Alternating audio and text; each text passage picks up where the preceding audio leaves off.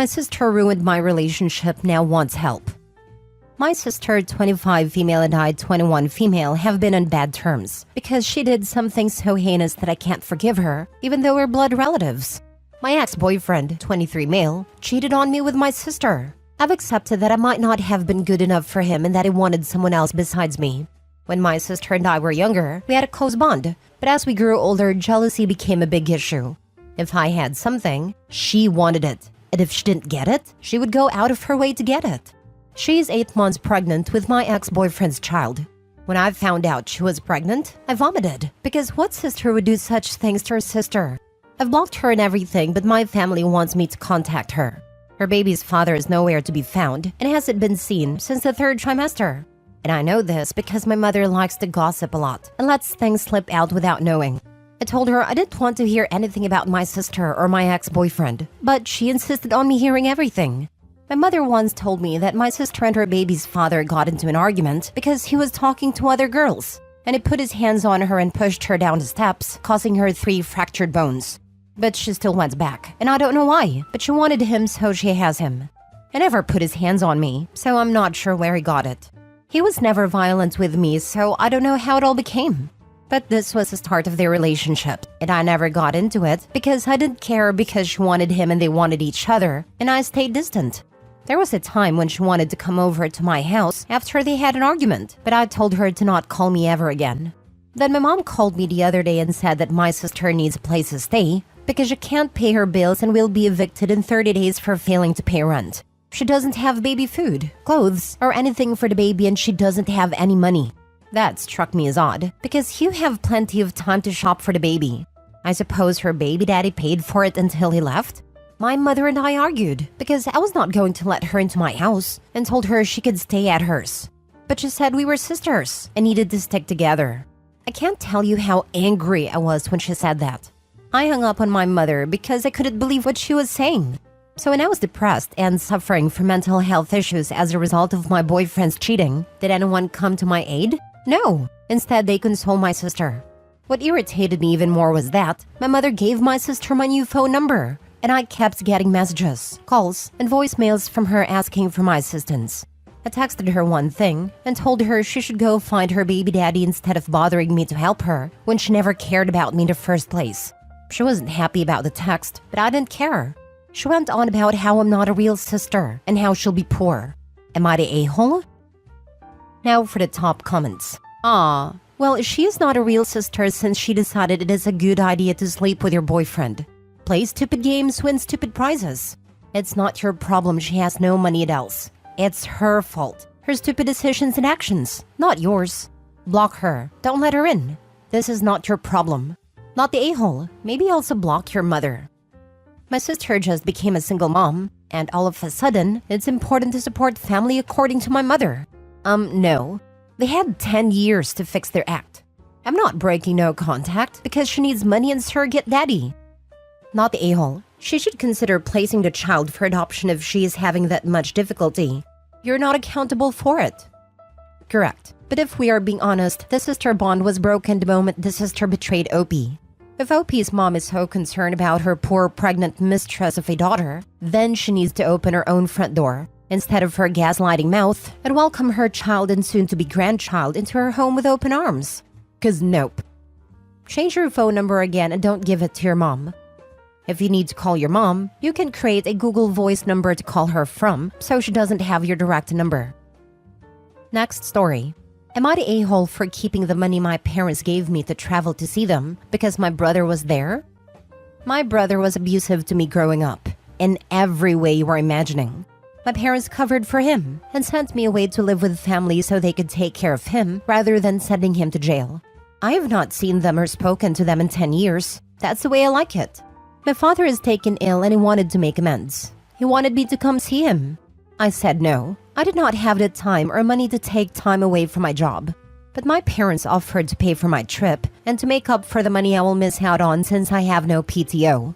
So I agreed, on one condition, that I did not want to see my brother at all. If he was there, I was leaving. He was there. I left. I had already made arrangements with a friend in that city just in case. It is a friend from university whom my parents don't know. I also blocked them on my phone. I spent the week enjoying my hometown and seeing friends and family, and then went back home. My parents thought the best way to handle it was to call me out on social media for taking their money to come see my dying father, then spending the time having fun. I did not see any of it since I was enjoying my life. But when I got to the airport, I did check my Facebook, and there were the posts and comments from their friends and family who did not know the story. So I replied that I had indeed accepted their money to come see my father, and the only requirement I had was that my piece of trash brother not be anywhere near me. I explained why I did not want him near me. I explained why he should be in jail. I explained that I was not involved in their lives because they got rid of me to defend him. This has started a massive fight with my parents and their friends and relatives. Mostly about them not telling people all the particulars about my brother and allowing him near children. And people saying that I should not air dirty laundry and that my father was dying and I was adding to his stress. I kept the money because I needed it, and I went like I agreed. Not the a-hole. I agreed on one condition. I did not want to see my brother at all. If he was there, I was leaving. This is called a healthy boundary. Bravo for setting it correctly and enforcing consequences when the boundary was broken. You're already no contact with them. Who cares what they say in social media? Plus, people are telling OP not to air dirty laundry when the parents did it first. Funny how it's okay in one instance but not in OP's. I agree. OP should clearly state to those people that she didn't air the dirty laundry and the trauma of 10 plus years ago until her parents used Facebook to try to shame her and she was forced to defend herself. Call out every victim shamer and then move on. OP sounds amazing. Not the a-hole. You gave them one condition and your father, 1, was the one who wanted to make amends. 2, didn't keep his part of the promise, so he cannot cry about the money. 3, he tried to expose you in social media. Not your problem he gets caught lying about what really happened since they took the initiative to make it public. 4, Funny wasn't thinking of being stressed or dying while trying to call you out on Facebook. To be fair, I'm pretty sure it was my mom posting. My father isn't big on social media, but she knew the deal. Still, she posted about a private situation to make you look bad, which took the private off the whole thing and could have an impact on your father's health as well if it keeps escalating into a live argument without social media. Consequences. Next story. Am I the a-hole for leaving my stepdaughter's birthday party after my husband threw out the cake I made for her?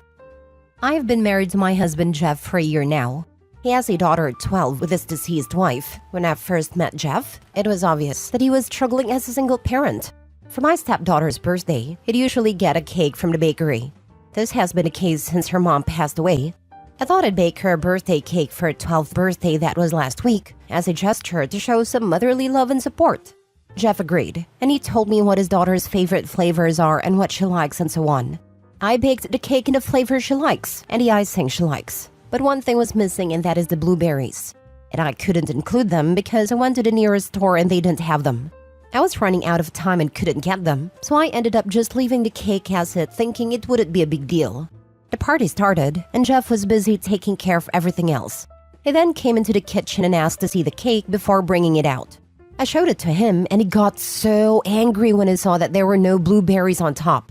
He went on and on about how I didn't fully commit to making the cake, and that he'd trusted me to take care of it, and just basically saying that he should have just ordered one from the bakery.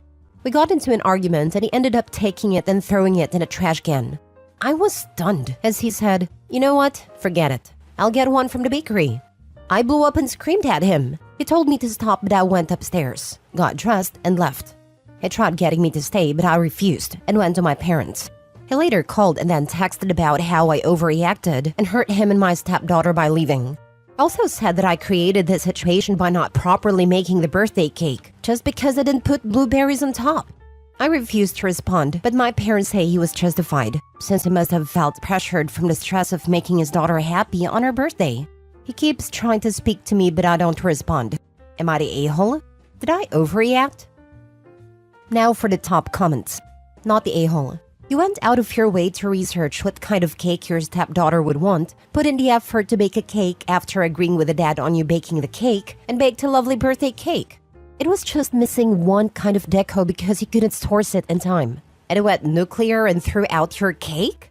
Yeah, wouldn't have stayed around after that either. It is a childish, vindictive, aggressive, and hurtful way to deal with what is saw as a less than perfect situation. He seems extremely overprotective of his daughter. She's 12 and would probably love this cake even if it didn't have blueberries. Even if she had noticed and said something, she could have been told the shop ran out, and at her age, she should be able to understand that and learn to deal with that kind of disappointment. Are you pushed aside in other parenting situations too? How is your relationship with your stepdaughter? It's only been a year and he already treats you like this? I'd reconsider this marriage. OP is not the a-hole, but also blueberries aren't in season, at least in the US. Her husband is aware of what month her season it is, since it's his daughter's birthday, and shouldn't have faulted her for the store not having fresh produce out of season. Not the a-hole. He threw away a homemade cake because there were no blueberries on it. And you think you overreacted? Has he had explosive reactions like this in the past? Because that's kind of scary. If he reacts this way over missing blueberries, what happens when something really goes wrong? OP this. I get it's his daughter's birthday, but he threw away the cake. And then tries to get you to stay, to have you there to blame, and says you overreacted? I'm sorry, this guy has some serious control and anger issues he needs to work through. You're not the a-hole. Not the a-hole. 1. No cake in the history of cakes has been ruined by not having blueberries. 2. I've been around people who would get this anal about blueberries. It's never about the berries, it's about control. 3. Huge red flag. Watch out for how easily he comes unhinged about other little things. If it's always your fault, look up the characteristics of narcissist and see if it fits that bill. Here is the narcissist's credo. That didn't happen. And if it did, it wasn't that bad. And if it was, that's not a big deal. And if it is, that's not my fault. And if it was, I didn't mean it. And if I did, you deserved it. Last story. Am I the a-hole for telling my late father's wife I don't owe it to her to lie? My dad passed away recently. We had not spoken for more than 4 years. I, 22 male, was his only surviving kid from his first marriage. My mom and 2 siblings died in a car wreck when I was 9. My dad and I were in a car behind them, so he saw it happen but were not directly involved. After my mom and siblings died, my dad focused on moving on and finding a new wife. I met Trish 2 months later. They got married after 6 months together. Trish was a single mom of 2 kids and their dads were not around. So my dad decided he was going to step up and be their dad. He told me I owe it to them to be the best big brother and to learn from my brother and sister who had been amazing older siblings. I said no. I told him I did not agree to being anyone else's sibling and I would only ever have 2 siblings. He always said I would regret it and he told me he hated me. He had 3 more kids with Trish and I never tried to bond with them either. When I was 15, Dad and I had a fight that was sort of us done for good. He read my sister's diary on what would have been her 18th birthday, and he didn't like what he read about her friend having half-siblings and he took it out on me. After that, it was agreed I should live with my aunt and uncle. But Dad would still call sometimes, asking me to regret my lack of interest. Trish is the one who told me he died. She sent me the obituary via social media. I did not go to the funeral, but I did see her at my uncle's house. I left once they arrived because I was only there for my uncle. She tracked me down a couple of weeks later and told me her kids were asking about me, and she said I needed to speak to them and to try and be their older brother. I refused to do it. She told me I need to tell them I regret my actions and miss them and Dad, and want to be part of the family, and that I owe her that much after making life harder when I left, and leaving her with young kids who wanted to know why their brother wasn't around. I told her I don't owe it to her to lie and say something I don't mean. I also told her to leave me alone. She yelled, and I walked away from her. She then contacted me on social media again telling me I should be ashamed for treating my dad's widow that way, and that I do owe her. I blocked her, but she attempted to reach out via my uncle then. She's clearly very angry. Am I the a-hole? Not the a-hole for not bonding or following her wish to try again, but please get the therapy. Your dad apparently neglected to get you back when your family died, so you can process that loss. The adults in your life really failed you back then. I started going to therapy last year. My therapist was shocked. It was my first time after hearing about the incident. Geez, the car accident alone would have been enough for almost anyone to sign their kid up for therapy. Never mind the garbage that followed. You would think, but no. Not the a-hole. Your dad did you a massive disservice by finding a replacement family so soon. This did not allow you any time to grieve properly. Your feelings, or lack thereof, are no one's concern but your own. She most likely wants you to be their older brother, so you can babysit them all the time. Yep, she doesn't care about OP or his relationship with her kids. She just wants babysitting, and probably will start asking for monetary help. She and OP's dad treated OP terribly. Not the a-hole. Your father chose to put himself over you when your mother and siblings tragically died. Rather than wait an appropriate amount of time and go through the pain of it all with you, he instead sought comfort elsewhere. He made it clear you weren't ready for that. He forced something uncomfortable on you and then emotionally abused you. It then sounds like he physically or at least emotionally mistreated you again due to the content of your deceased sister's diary. You owe Trish and her children nothing whatsoever. Those were her choices that she has to live with. They're strangers to you. It sounds like she and your father have gaslit these kids into believing they have some magical big brother out there, which is cruel of Trish and your father to do when they knew your feelings.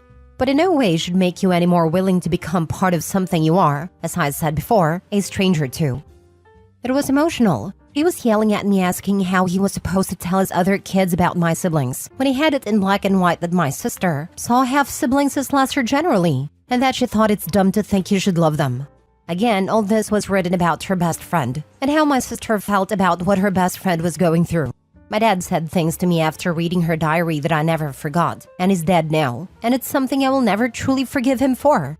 I'm learning to let it go, but it will always be something that made my already poor perception of him way worse.